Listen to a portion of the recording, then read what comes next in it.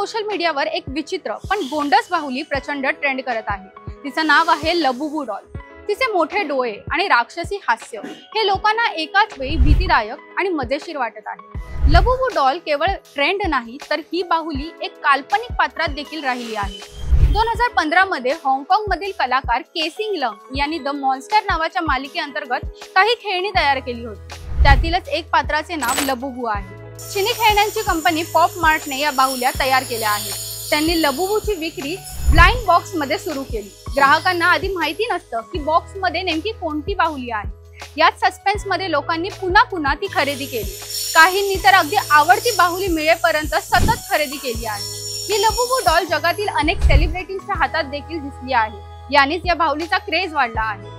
या बाहुलीच्या विक्रीने कंपनीचे शेअर 500% अधिक वाढले असून भारतात देखील ही लबुबू डॉल हजारांमध्ये विकली जाते। हा व्हिडिओ कसा वाटला आम्हाला कमेंट करून नक्की सांगा आणि अशाच व्हिडिओसाठी फॉलो करा लोकशाही मराठी।